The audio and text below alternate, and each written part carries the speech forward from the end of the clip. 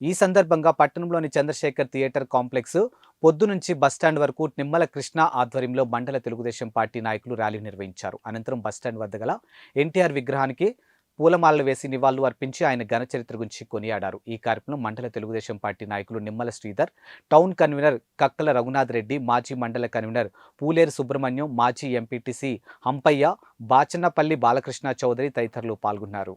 అన్నా అంటే గుర్తొచ్చే పేరు పేదోడి కంచంలో అన్నం అయ్యారు. తేనెదర సపు పసి పాపే మీరు తెలుగు గడపల్లో పసుపై ఉన్నారు.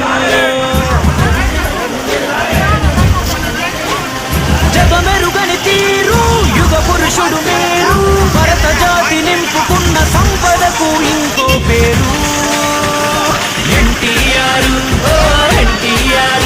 ప్రతి ఇంటిలోన ఒంటిలోన భాగమయ్యారు ఎన్టీఆర్.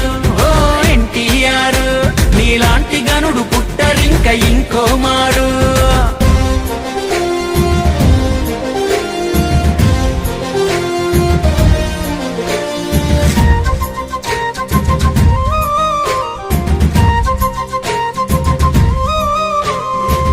నిమ్మకూరు గ్రామాన నందమూరి ఇంటిలోన లక్ష్మయ్యకు పుట్టిన రాముడు నువ్వు, మా రాముడు నువ్వు. వెంకటరామమ్మ గర్భమనే ఆలయాన మనిషిగా జన్మించిన దేవుడు నువ్వు, కలియుగ దేవుడు నువ్వు. చదువుకునే సమయంలోనే నాన్నకు సాయంగా ఇంటిని కాయంగా సైకిల్ పై పాలను అమ్మి చరితకు శ్రీకారం చెమటే సాక్ష్యంగా. నీతి లేని చోట నువ్వు నిలవవు క్షణమైనా, సర్కారు కొలువును వదిలి నువ్వు సాగినావు స్వేచ్ఛ బాటనా. ఎన్టీఆర్ ఎన్టీఆర్ నీ గుండెల్లో నిండిన సంకల్పం వేరు. ఎన్టీఆర్ ఎన్టీఆర్ వాటి సాధనకై యోధుడిలా అడుగులేశారు.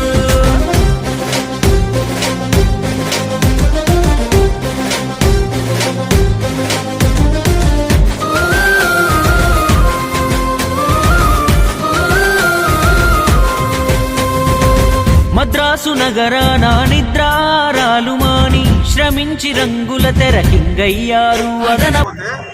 మనకు కూడా మన కోరట్లో ఏ విధంగా జరిగిందండి. అటువంటి పరిస్థితుల్లో ఊరూరు తిరిగాడు.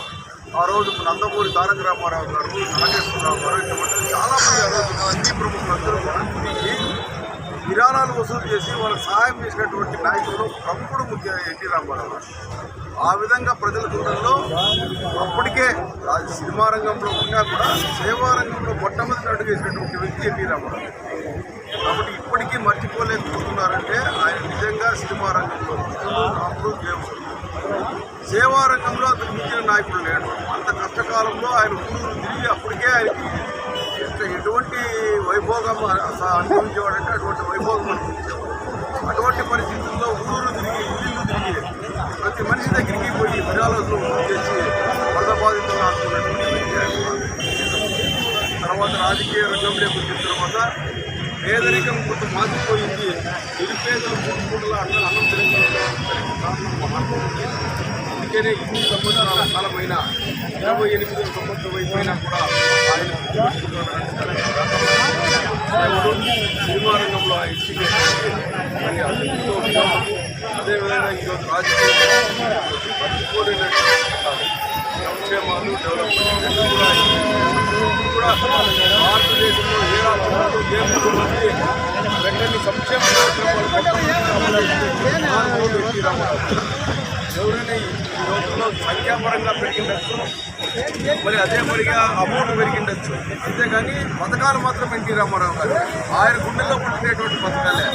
ఈ పథకాలన్నీ దానికి పేర్లు మార్చి రకరకాల పేర్లు పెట్టి మరి కొంత అమౌంట్ పెంచి కొంత ఇది చేసినట్టు. కానీ మహానుభావుడు ఎన్టీ రామారావు గారు సంక్షేమ కార్యక్రమాలు ఇచ్చి ఆయన ద్వారానే పుట్టిండేది, ఆయన గుండెల్లో పుట్టినటువంటి పథకాలే. కాబట్టి ఈ మానవ జీవితం నాళ్ళు, ఈ మానవ చరిత్ర ఉన్న నాళ్ళు పోలేని మహానుభావుడు ఎన్టీ రామారావు. జోహార్ ఎన్టీఆర్, జోహార్ ఎన్టీఆర్, జోహార్ ఎన్టీఆర్.